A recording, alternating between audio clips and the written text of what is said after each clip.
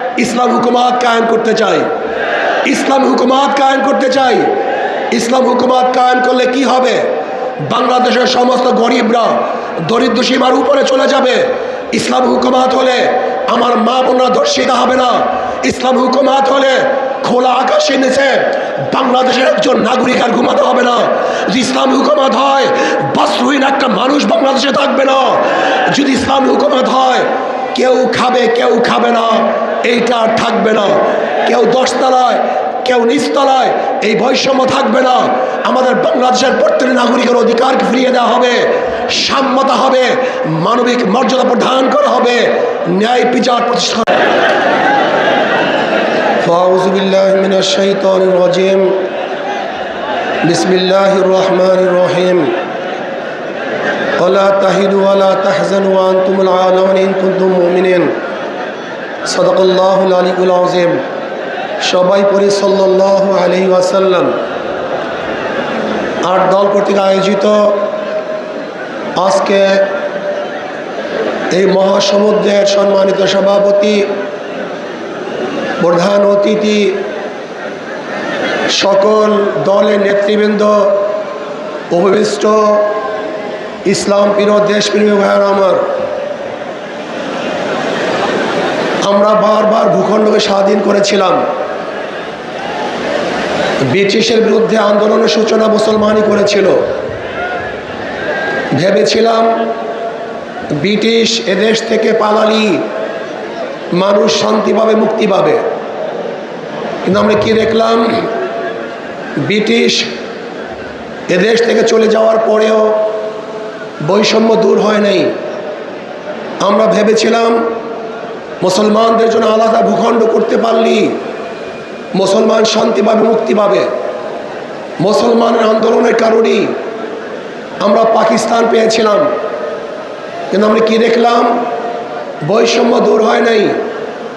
আবার ৭১-এ এই বৈষম্য দূর করার জন্য সাম্য, মানবিক মর্যাদা, সামাজিক ন্যায় বিচার প্রতিষ্ঠিত করার জন্য আন্দোলন করলাম, সংগ্রাম করলাম, দেশ স্বাধীন করলাম।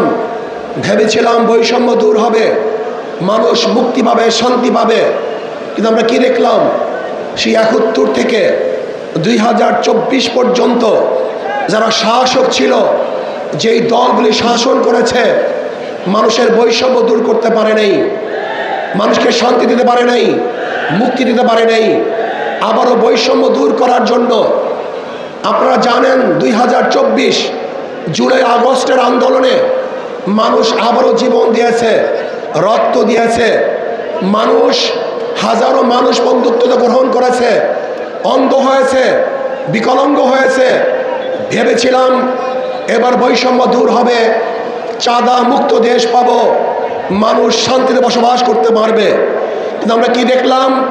২০২৪-এর জুলাই আগস্টের আন্দোলনের পরে আবারও খুন, খারাপি, ধর্ষণ, অবিচার, চাঁদাবাজি, জুলুম, অত্যাচার।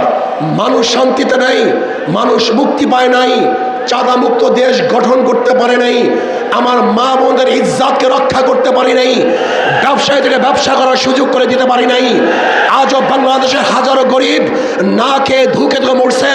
আজকে আমাদের বাংলাদেশের মেয়েরা ইজ্জতহানি হচ্ছে। আজকে ব্যবসায়ীরা ব্যবসা করতে পারছে না চাঁদাবাজির কারণে। এই দেশ আমরা চাই নাই, এর জন্য আন্দোলন করি নাই, সংগ্রাম করি নাই।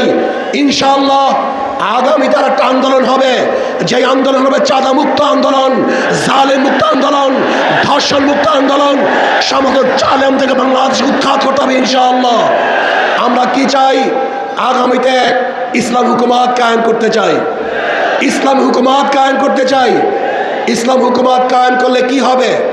বাংলাদেশের সমস্ত গরিবরা দরিদ্র সীমার উপরে চলে যাবে। ইসলাম হুকুমাত হলে আমার মা বোনরা ধর্ষিত হবে না। ইসলাম হুকুমাত হলে খোলা আকাশের নিচে বাংলাদেশের একজন নাগরিক আর ঘুমাতে হবে না। যদি ইসলাম হুকুমাত হয় বস্ত্রহীন একটা মানুষ বাংলাদেশে থাকবে না। যদি ইসলাম হুকুমাত হয় কেউ খাবে কেউ খাবে না, এইটা আর থাকবে না। কেউ দশতলায় কেউ নিচতলায়, এই বৈষম্য থাকবে না। আমাদের বাংলাদেশের প্রত্যেক নাগরিকের অধিকারকে ফিরিয়ে দেওয়া হবে, সাম্যতা হবে, মানবিক মর্যাদা প্রদান করা হবে, ন্যায় বিচার প্রতিষ্ঠা করা হবে ইনশাআল্লাহ। ইসলাম হুকুমাত হয়, বাংলাদেশে একটা টাকাও বিদেশে পাচার হবে না। আমি আশা করি ইনশাআল্লাহ আগামী নির্বাচনে মানুষ দুই ভাগে ভাগ হয়ে যাবে। একদল মানুষ ইসলামের পক্ষে, একদল মানুষ ইসলামের বিপক্ষে।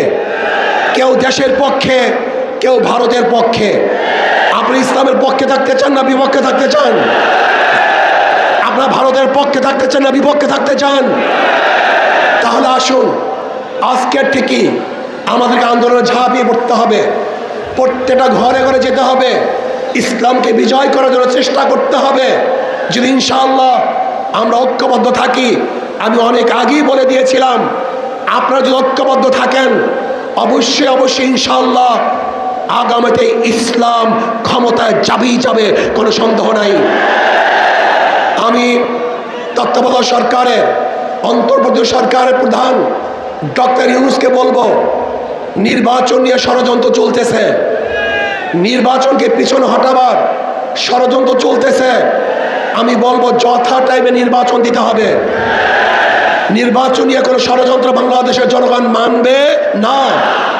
একটা নির্বাচন দিতে হবে, গ্রহণযোগ্য নির্বাচন, যেই নির্বাচনে সবাই অংশগ্রহণ করবে, সবার অধিকার সমান থাকবে, কোনো গুন্ডা থাকবে না, মাস্তান থাকবে না, ভোট দখল চলবে না, কেন্দ্র দখল চলবে না, কাউকে হুমকি ধমকি দেওয়া চলবে না।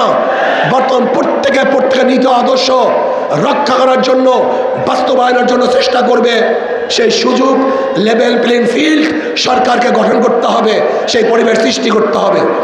যদি আপনি ব্যর্থ হন তাহলে বাংলাদেশের জনগণ আপনাকে অবশ্যই ক্ষমা করবে না। আসুন আমরা সম্মিলিতভাবে আগামী ইসলাম হুকুমাত কায়েম করার জন্য আমাদের যা কিছু আছে সব নিয়ে ঝাঁপিয়ে পড়ব। অবশ্যই ইনশাআল্লাহ ইসলাম বিজয় হবে, এদেশের চাঁদাবাজরা আর বিজয় অর্জন করতে পারবে না। আমা আলাইনা ইল্লাল বালাগ। আসসালামু আলাইকুম ওয়া রাহমাতুল্লাহি ওয়া বারাকাতুহু।